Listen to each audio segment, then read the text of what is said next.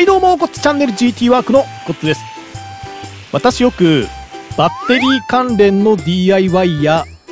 ポータブル電源の測定とかよくやってるんですけども、そのつながりですかね。とあるメーカーからいろんな機能を搭載した超軽量折りたたみ電動アシスト自転車出すんだけどちょっと乗ってみないという連絡をいただきましたので、果たしてどんなものなのかいろいろ見たり乗ったりしてみたいと思います。で、この自転車いろいろと画期的な構図が盛り込まれているらしいので、そこら辺もいろいろ見てみたいと思います。で、今回乗ってみる機種や撮影に使用している機材なんかは下の概要欄に詳細載せておきますので、気になる方いらっしゃいましたら見てみてください。で、今回初めての電動アシスト自転車の撮影ということで、一人じゃ不安だったのでちょっと助っ人呼んでおきました。で、今回乗ってみる自転車がこれ、アド社製電動アシスト自転車アドエア20っていうやつですね。で、スペックはと言いますと、最大航続距離が約 100km、 モーターの出力が 350W、 最大アシスト速度は 24km で、タイヤのサイズは20インチ、耐荷重は 120kg、 対応身長は 150cm から 200cm、 折りたたみ時のサイズは約 680×860mm、 重量は約 16kg っていう風になってます。まず目につくのは重量約 16kg っていう軽さ。これ普通の自転車でも重いやつは 20kg 近くありますので、電動アシストでこの重さっていうのはなかなかですね。それから1回の充電で走れる最大航続距離が約 100km、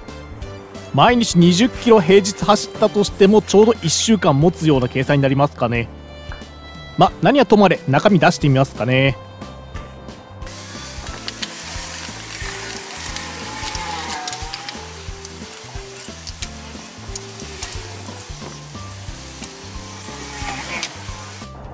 はい、中身出すとこんな感じですね。まず入っていたのがペダル、これ後で組み付けます。それからスマホをハンドルに取り付けるためのホルダーで、組み立てやメンテナンスに使う工具類、それから充電するための AC アダプター、そして最後に取扱説明書類で、中身は日本語以外の外国語で書かれているんですけども、分かりやすい絵がいっぱい描いてありますので多分普通に使えるかと思います。で、今回のサンプル品には日本語版の取扱説明書はなかったんですけど、問い合わせたらですね、実はこんな感じで日本語版も用意されているということですので、おそらく日本の出荷が始まる頃にはこれが同梱されるかダウンロードできるようになっているかと思います。それでは早速本体組み立てていきましょう。で、まずはいろいろ縛られてるのでそこら辺を全部カットしていきますかね。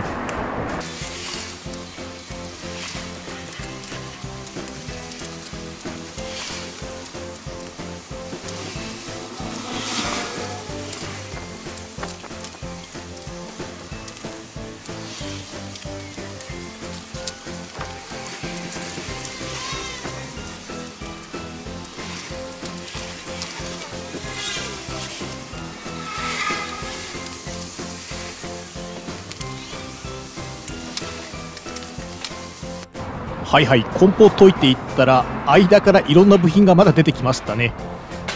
これは空気入れとリアに取り付ける光るやつ、それからハンドルと泥よけ、そしてこっちはサドルですね。これでさすがに全部部品が揃いましたかね。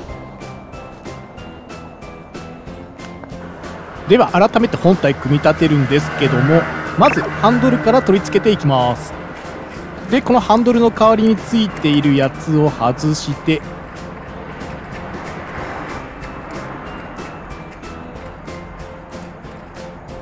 ハンドル本体を取り付けて中のネジを締めて元に戻します。じゃあ次は本体を開いてみましょう。2つに折れ曲がってるので、これを開いてと、よいしょ。はい、まっすぐになったらここにロックをかけて固定します。ハンドルも同じようにまっすぐ立ててカチャッとロックすれば、はい、これで OK ですね。で、この状態だとまだハンドルスカスカですので、このハンドルが勝手に回らないように固定します。付属の六角レンチで締めていけば、はい、これで完成です。あ、やべ、ハンドルの前後逆だった。はい、正しい角度に戻して固定すると、これで完成です。次はサドルを差し込んで、よいしょと。適当な位置でロックをかけて、サドルの後ろのコネクターに線をつなぎます。ちなみにハンドルの角度や高さはここのレバーで調整することができます。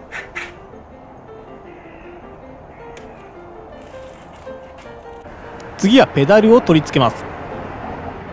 取り付け方は自転車本体に軽くねじ込んで、反対側から付属のレンチで回せば OK です。それからこのブレーキランプみたいなやつですけど、これ実はここを押すとですね LED 光ります。これをサドルの後ろに装着します。そして最後にあさっての方向を向いているライトを調整すれば、はい、これで完成ですかね。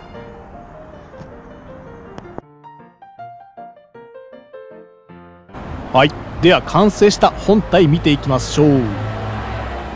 で、折りたたみなので普通の自転車よりは小さいんですけども、折りたたみにしては意外と大きい感じですかね。で、タイヤも20インチあるんでですね、これくらいのサイズがあれば安定性とか段差とかは問題なさそうですね。それからフレームも白と水色とグレーみたいな色が選べるんですけども、艶消しで綺麗に塗装されてますね。で、サドルはちょっと小型のスポーティーなタイプ。そして後ろの方、フレームとか変な出っ張りとかなくて、なかなかすっきりしたデザインになってますね。そしてフロントタイヤ部分を見てみると、はい、これ油圧ディスクブレーキですね。これ車に使われているものとほとんど同じような構造で、ブレーキ専用のディスクを直接挟んで制動しますので、ブレーキの効きやコントロール性が非常に良いです。で、後ろ側のタイヤを見てみると、はい、こっちもですね油圧ディスクブレーキですね。ちなみに油圧ブレーキ、弱い力で結構強力な制動力を発揮することができます。そしてタイヤなんですけども、そこそこの太さがあるので、多少荒れた道とか走っても大丈夫そうな雰囲気ですね。それからこのタイヤの中心にあるこの中におそらくモーターユニットが収められていて、電動アシストしていると思われます。で、今回私が一番注目しているポイントはこのベルト駆動ですね。で、通常自転車のチェーンだと水に濡れると結構一瞬で錆びます。それに比べてベルトはですね、まず錆びないっていうのと、カチャカチャカチャカチャした音が出ない。それからおそらくこれチェーン外れることそうそうないですね。で、何より潤滑油をつけていないので、漕いでいる時にズボンの裾やスカートの裾が汚れるっていうことがないのと、折りたたみ自転車折りたたんでる時に間違って触っちゃって手がベトベトになるっていうこともないんですね。で、こいつ2、3万キロくらいはメンテナンスフリーで大丈夫っていう風に書いてますね。タイトルに書いていたあそこのあれは駆動部のチェーンがベルトになってるっていうことですね。で、これフレームですね、アルミでできていて非常に軽いんですね。で、大体こういう金属ものって溶接した跡が至るところについてるんですけども、こいつはインビジブルウェルドテクノロジーっていう技術でほとんど溶接の跡が見えなくなってるみたいですね。ちなみにサドルを抜いた穴ですけども、地面まで貫通してますので、雨降ったとしてもここに水が溜まったりとかはしないようです。そうで、バッテリーどこにあるのかと言いますと、実はさっき装着したサドル、この太い棒の部分がバッテリーになってます。で、電動アシスト自転車って結構目立つとこにガチョンってバッテリーついてたり、折りたたみフレームの中に搭載されてたりして意外に場所食うんですけども、こいつはサドルと一体化してるので非常にすっきりしたデザインで、充電する時もサドルだけポコッと持っていけばすぐに充電できるっていう風になってますね。で、こいつ液晶モニターがついていて、これで自転車の状態とかが分かるようになってますね。で、こいつ自体 IP ペケ7の防水ですので雨に濡れても大丈夫です。で、液晶も IPX 方式だけあっていろんな角度から見てもちゃんと見えますね。で、今この上下ボタンを押してるんですけども、これでアシストの力を切り替えることできます。で、上ボタンを長押しすると、はい、ライトマークが点灯して、こんな感じでフロントのライトをつけたり消したりすることができます。で、下ボタンを長押しすると、お、こいつ動くぞ。というわけで、坂道とかで自転車押すときにこれ押しっぱなしにしとくと、そっちの方もちょっとアシストしてくれるみたいですね。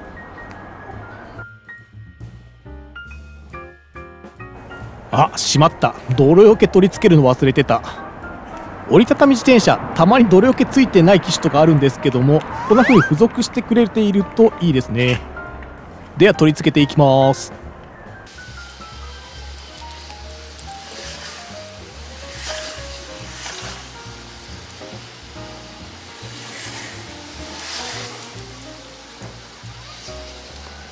はいはい、これでリア側が取り付け完了ですね。同じ要領でフロント側も取り付けます。はい、両方取り付けるとこんな感じ。やっぱり雨の日や水たまりの上通ると水跳ねちゃいますので、泥よけあると便利ですね。はい、じゃあ早速実際に乗ってみたいと思います。で、ここ公道じゃないですけども、最近ヘルメットをかぶるのが努力義務になってますので、私が愛用しているこの折りたたみ型のヘルメットかぶっておきたいと思います。ではヘルメットを頭に装着してまたがってみますと、はい、こんな感じですね。で、身長173センチくらいの大人がまたがるとこんな雰囲気ですね。まあ普通の自転車に比べればちょっと小さいですけども、まあ気持ち大きめのデザインですので、大人がこうやって乗ってもですね、そんなに違和感ないかと思います。あれ、そんなにサドル高くしてないのに随分足と地面が遠いな。で、体型が昭和のおじさんだけだと参考にならないかもしれないので、今回助っ人のお姉さんを呼んできました。で、身長約160センチの気持ち大きめのどこにでもいる女性っていう体型ですかね。はい、またがってもらうとこんな感じなんですけども、あれ、さっきとサドルの高さ同じなんだけど、なんか全然余裕そうだな。で、身長160センチの女性で椅子の高さがこの程度なので、もっと低くすれば小柄な人でも全然問題なく乗れるかと思います。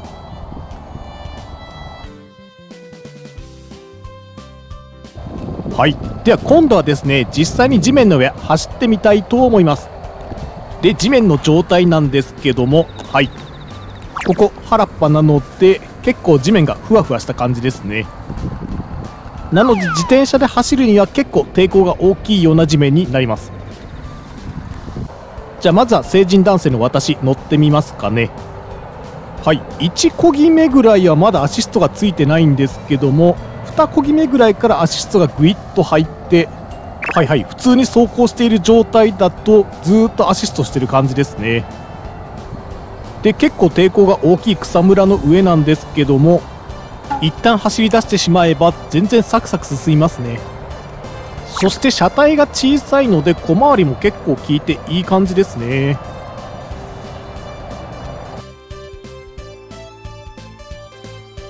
次はアシスト力の違い試してみたいと思います。まずは位置設定ですね。で1漕ぎ目は少し重いんですけども、回転するとアシストがついてきて、感覚的にはちょい楽になったっていうようなイメージですかね。では次はアシストレベルを2に上げてやっています。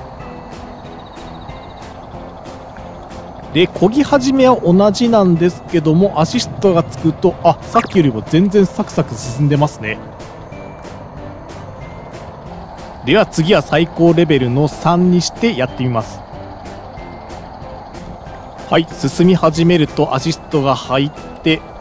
サクサク進んでますね。ただやっぱり平坦だとあんまり違いが分かりにくいですかね。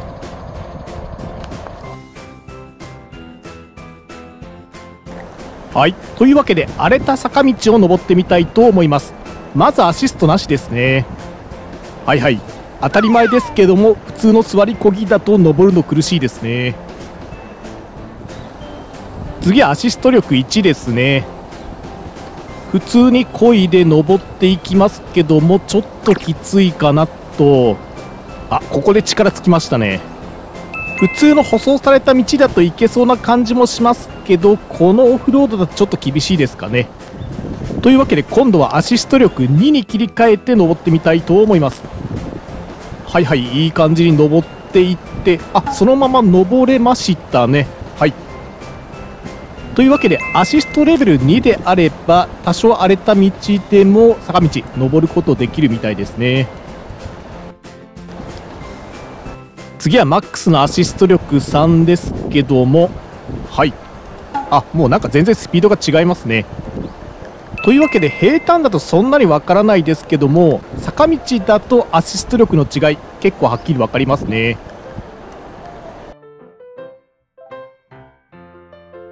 はい、ではですね、実際に山道走ってみるとどうなるのかやってみたいと思います。でちょっとトランクいっぱいだったんですけども、座面を畳める車とかだったらこうやって2列目とかにも全然折りたたんだ自転車入りますね。では展開していきます。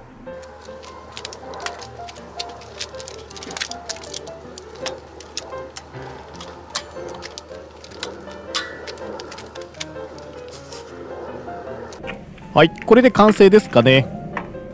動画は早送りしましたけども、実際30秒くらいあれば組み立ちますね。そうそう言うの忘れてたんですけども、これ付属のスマホホルダーがついていて、こうやってですねワンタッチで固定することできます。で落下が不安な場合はですね、裏に映っているこの赤いゴムをですね引っ掛けとくと落ちなくなります。それでは行ってきます。では実際に山道の上り坂走ってみたいと思います。この上り坂の漕ぎ出し目の1漕ぎだけは重いんですけども、ちょっと進み出すともう電動アシストでサクサク進みますね。あっという間に時速20キロくらいになりましたね。いやさすがアシストレベル3だけあってほとんど力入れなくてもサクサク登っていきますね。ちなみにこの左に映ってるアプリの画面で今何キロで走ってるとか、本日何キロ走ったかとか、平均時速とかそういう情報を見ることできます。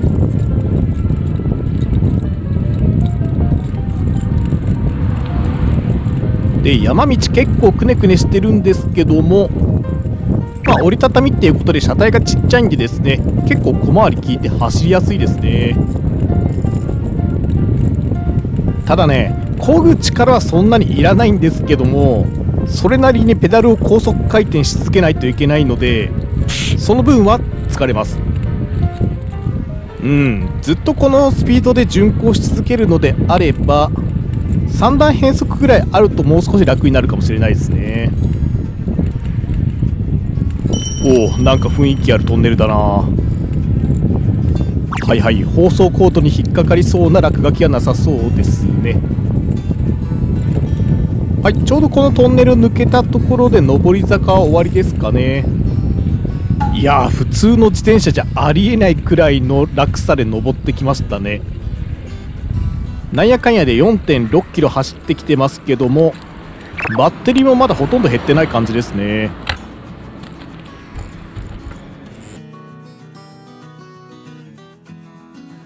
はい、じゃあ次は下り坂行ってみたいと思います。では今通ってきたトンネルを引き返して、いやしかしこのトンネル夜一人で通るのはかなり怖そうですね。そして通ってきた道に戻るんですけども、はい、来た道じゃなくてですね、今度は右に行って坂を下ってみたいと思います。はいはい、ここら辺はまだなだらかですので電動アシスト効いてる感じですけども、あ、右に曲がると結構急な下り坂だな。はいはい、もうほとんど漕がなくてもいいぐらいの下り坂になってるんですけども、当たり前ですけど下り坂ですのであんまり電動チャリの恩恵はないんですけども、この油圧式のディスクブレーキかなりいい感じで効きますね。そこそこのスピードで走ってるんですけども、優しく引くといい感じに減速してくれて、一気にグッと引くと結構がっつり効いてくれますね。普通のリム型のブレーキだとこういった急な下り坂を結構なスピードで出してると意外に力いっぱい握らないとブレーキ効かないこと多いんですけど、こいつはそこそこの力でも結構がっつり効いてくれますね。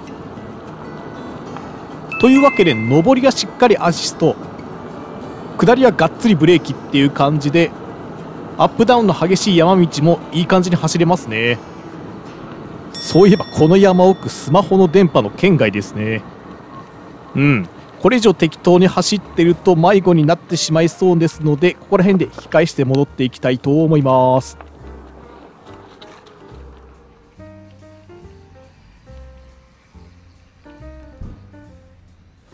はい、というわけで無事車の置いてあるとこまで戻ってこれましたね。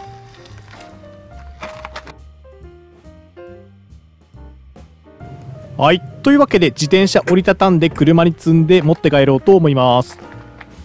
でデリカ D5 こんな風に座面を持ち上げることをできます。じゃあですね、展開した時と逆の手順で折りたたんでいきます。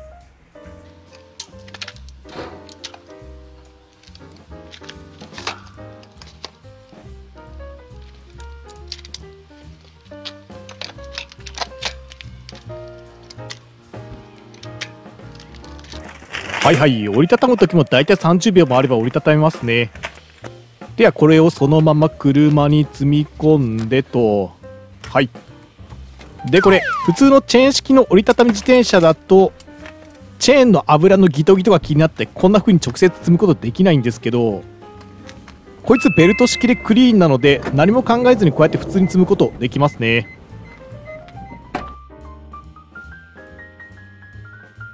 はい、じゃあ1回の充電で走行できる実際の距離はどのくらいになるのかと言いますと、これまでの総走行距離が約20キロ、そしてこの時のバッテリーの残量はと言いますと、はい、上の真ん中 75% ってなってますね。というわけで 25% の電力で約20キロ走れましたので、単純にかけ4倍すると80キロ走れるっていうことになりますね。ただこれ今回はアシスト力3マックスに設定した状態で山道とか走り回った時の結果ですので、アシスト力を調整して平坦な道を走っていればもっと長く走れるかと思います。ちなみにこのスマホのアプリもっと細かい走行データやナビ機能とかもついてますので、後からいろいろ確認するのも便利ですね。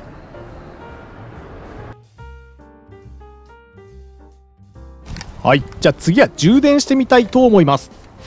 でこいつはサドルがバッテリーになってますので、そのままサドルを引っこ抜いて家の中に持って入って充電することをできます。でもちろん装着したままでも充電できますので、外にコンセントが引ける方はそのまま充電すると楽ちんかもですね。で使うのはこの AC アダプターみたいな充電器で、サドルの裏にあるここのカバーを開けますと、はい、コネクタが出てきますので、ここに AC アダプターを接続すれば、はい、これで充電が開始したはずですね。ちなみに電力計を見てみますと、はい、約 100W で充電してるってことになってます。それでは時間を置いて見ていきましょう。ちなみに今回 100% 使い切る時間がなかったので 75% からの充電開始イコール 25% 充電するまでの時間っていうのを測定しています。というわけで順調に充電できてますけども、電力減ってきたのでそろそろ充電終わりそうですね。はいはい、充電器が緑のランプに変わって電力量計の方もほぼ電力流れてない状態になってますね。では 25% の充電にかかった時間はと言いますと1時間48分というわけで、フル充電する場合はだいたいこの4倍と考えるとだいたい7時間で0から 100% まで完了するって感じですかね。感覚的には夜寝る前に充電セットすれば次の日の朝乗っていく時には完了してるっていうイメージですかね。ちなみに充電に使った消費電力量はと言いますと、0.15kW 時で 100% 充電する場合はこの約4倍なので 0.6kW 時ぐらいフル充電に使うっていうイメージですかね。でお願い。はい、というわけでいろいろ見てきたんですけども、やっぱり電動アシスト自転車楽ちんですね。それから見た目の割に重量軽いのでちゃんと折りたたみ自転車を折りたたみ自転車として使ってもそんなに苦にならない感じですね。それからハンドルもサドルも調整幅が結構でかいので小柄な女の人から大柄な男の人まで結構乗る人を選ばずに使えそうですね。そして個人的に一番感動してるのはやっぱりベルトドライブですかね。駆動もスムーズでメンテナンスもほぼいらなくて錆びたりしなくて油のベトベトもない、非常に折りたたみ自転車と相性いいですね。それから油圧式ディスクブレーキもなかなか優秀です。というわけで軽量だけれどもしっかり電動アシストしてくれてブレーキもきっちり効く折りたたみ自転車が欲しい人、チェーンの汚れやメンテナンスを気にせず簡単に折りたためてスマホ連動とかの機能も使いたいっていう人にはぴったりかもしれないです。でこいつの詳細やお得なセール情報なんかも入りましたら下の概要欄でお知らせしておりますのでちょくちょく覗いてみてみてください。はい、これからもですねこの続きとか他にもいろいろ面白いものを作っていこうと思いますので、もしよかったらチャンネル登録の方よろしくお願いします。あといいねボタン、これだけがね動画を作る上で唯一の心の支えになりますのでぜひよろしくお願いします。あとインスタ、ツイッター、サブチャンネルもやってますのでよかったら覗いてみてください。それではゴッチチャンネル GT ワークでした。